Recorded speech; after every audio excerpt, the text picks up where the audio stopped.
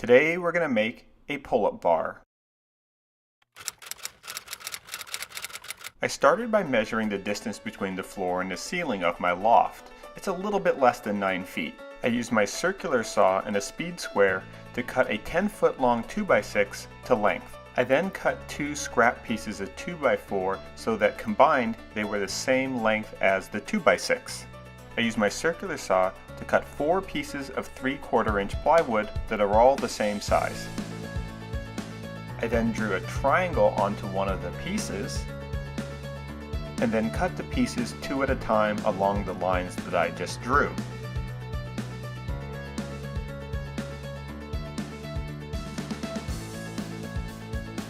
Now that I have 4 triangles the same size and dimensions, I glued pairs of them together with wood glue.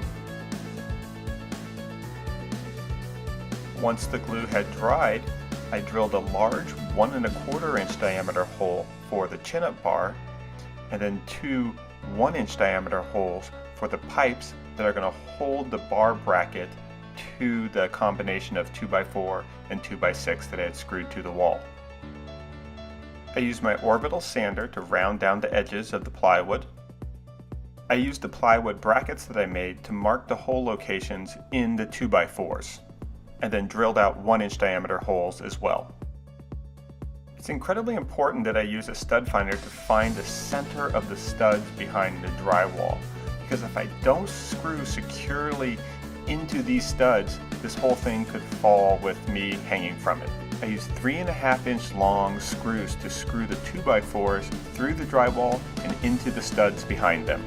I then used 5½ inch long screws to screw through the 2x6, through the 2x4, through the drywall, and into the studs. I assembled the bracket for the bar around a scrap piece of 2x6 that I had. I marked the location for a short piece of 2x6 that would go in between them, and then drilled holes inside those marks that I just drew. I then applied construction adhesive and drilled through the holes from the outside and into the 2x6 that I was using as a spacer. I then added an extra piece of 2x6 for a little additional support. I used 1/2 inch diameter iron pipes with caps to hold the bracket in place. I inserted a 1¼ inch diameter dowel into the holes and it started to do a pull-up, but it felt like it was going to break. So I switched it out with some 3/4 inch diameter iron pipe, which is plenty strong. But then I noticed that on occasion my knees would bump into the wall since the point of the triangle was only 12 inches from the surface of the wall. So I made a new larger bracket that had holes for 1½ inch diameter maple dowel. I didn't want to throw out the first bracket that I made, so I used some 3/4 inch iron pipe to make it so that I could do both dips and neutral grip pull-ups. Now this apparatus is plenty strong for my 175 pounds, but a larger person might want to have additional structural support as well. I like that when I removed the brackets, there's minimal visual impact to my loft. Now I designed and oversaw the construction for my building, so I trust the structural integrity and I'm comfortable screwing into just a single stud. But if I was unsure what was behind the drywall, I would have used a second piece of 2x6 as sort of a cross at the top that could have been tied into multiple other vertical studs as well. I may end up painting the 2x6 white just to make it blend in even more.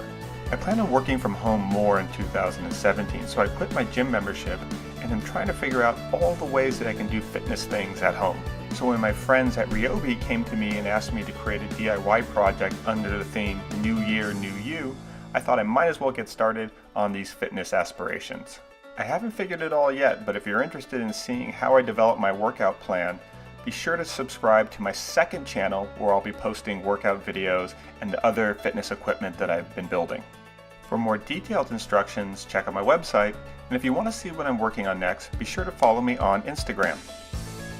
If you have some ideas for your own DIY fitness equipment, go ahead and post them on Ryobi Nation and you'd have a chance to win some of the same tools that I use. Check out some of my other DIY videos and be sure to subscribe to this channel if you haven't already. Thanks, bye.